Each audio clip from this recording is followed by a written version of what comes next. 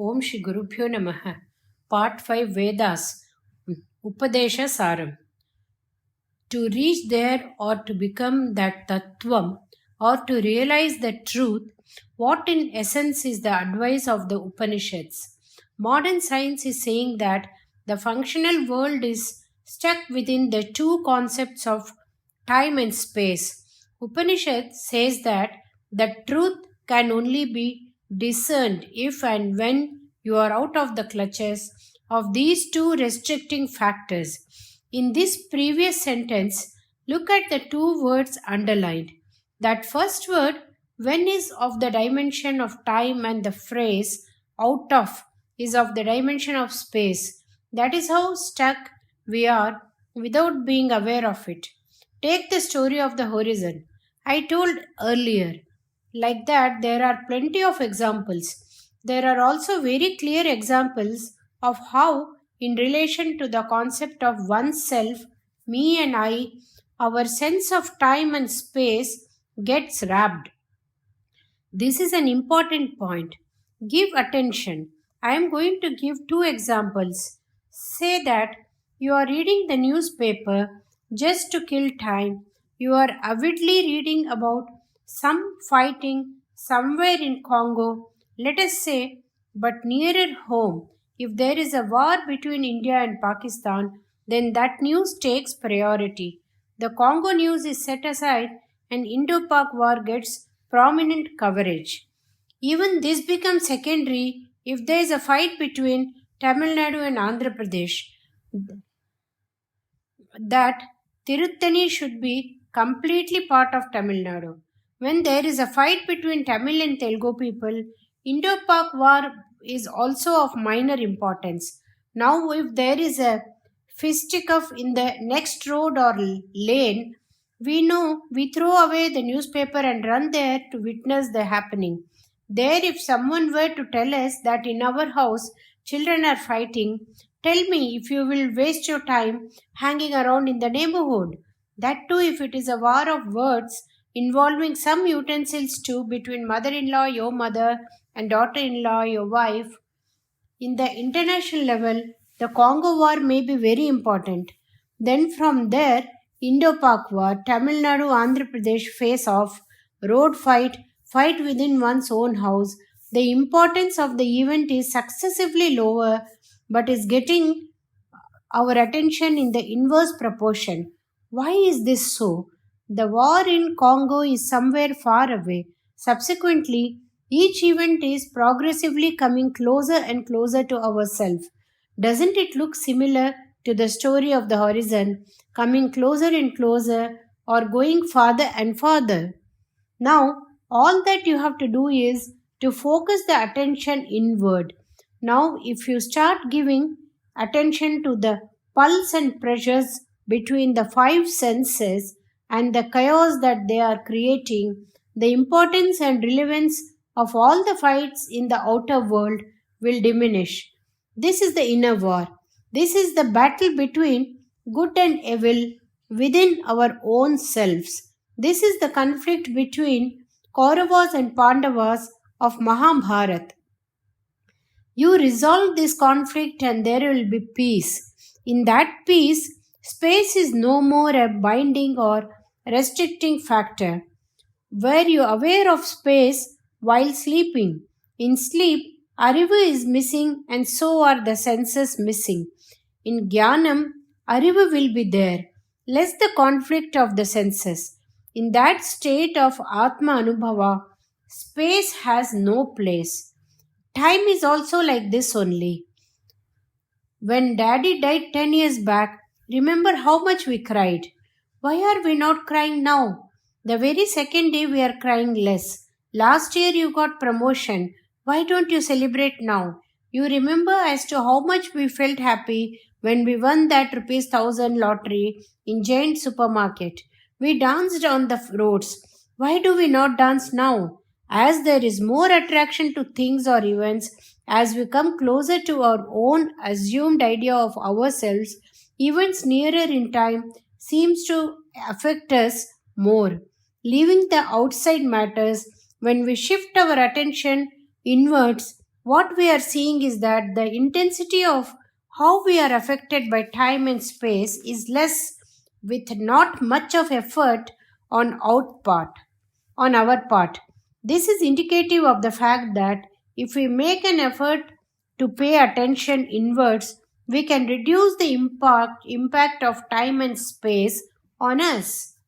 We had seen how turning our attention inwards we could do a large extent counter the way we are affected by the factors of time and space.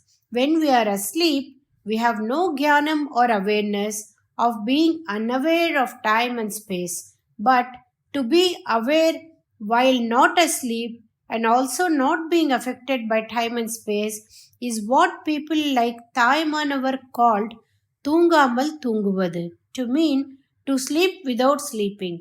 Please note that it is neither sleepless nights nor dreamless sleep but resting in jnanam, relieved of the burden and binding effects of time and space in complete bliss. Then there is no event of any magnitude which could agitate you. Set aside the discussions about Dvaitam and Advaitam. They are not needed just now. What do we need now? We need Shanti, peace, quiet, period. Many things, good and bad, affect us. So we laugh and enjoy or cry and suffer.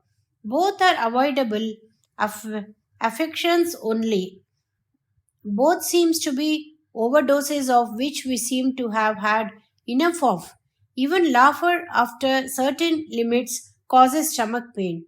After dancing and celebrating, we do long for peace and quiet. Often we end up asking ourselves as to why can we not be in a state unaffected by the ups and downs of life. Ravana is supposed to have had 10 heads. Look at the number of assumed poses we have to sport on this one face in response to every other person whom we come across in life. Do we ever get to know whether we are happy or otherwise? The problem is real, affecting everyone of this world.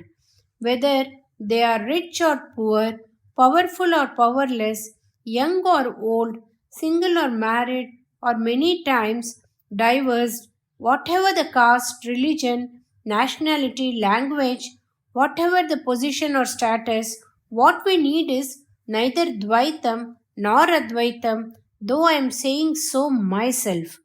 We wonder as to what is the solution for this. If you carefully analyze as to how to guard against being buffeted about hither and thither, one thing becomes clear.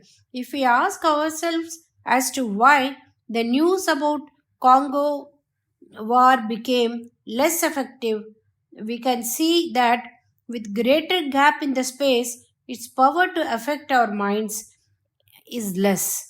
Similarly, when you investigate as to why we cried so much when our father died and as to why we are not as deeply affected now, we will know that it is the time gap between the event and self that reduces the event's influence over us. So, to be unaffected by the events, we should train our minds to look at any happenings as though it's happening far, far away in space or time, preferably both, since it is clear that neither happiness nor unhappiness is permanent or absolute, but only temporary and relative. If you catch hold of the eternal and absolute, all varieties of influences will weaken and diminish. You will get to be like a rock unaffected by the vagaries of weather as well as events. This is how we can bring in Albert Einstein's theory of relativity into spirituality. After all, he also speaks of the same effect of time and space. For me, it looks as though the essential message of the Upanishads is to show us the way of getting over the intensity of how these events of the world are affecting us. If our urge to get released is intense and sincere, to that extent The Upanishads can assist us in reaching the destination. We do not have to run to a secluded spot in the forest or mountains. Actually, as man is planning on colonsing given the interplanetary space, no place on earth is secluded enough.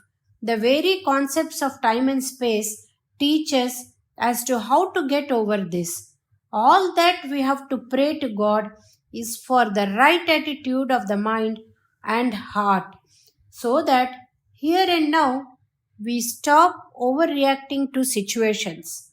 What is it to mentally push the immediate events to a far off place in space and a distant slot in time? This is the power to control the dimensions of space and past, present, and future. At the very beginning of Ishavya, Ishavyasopanishad, it says that Atma moves but also does not move, that is very far away, but is also very close, it is within and also outside of everything. By juxtaposing the events or things within time and space and out of time and space, the Upanishad is edging us to get over the tyranny of time and space. Then, in the next few mantras, by telling us that the entire gambit of time and space is within each one of us, within ourselves, our own Atma, the Upanishad is telling us to see the truth that you are not in the world, but the world is in you. Then it talks of how you as Atma are omnipresent and thereby beyond space, and that you as Atma is the apportioner of time and so beyond time.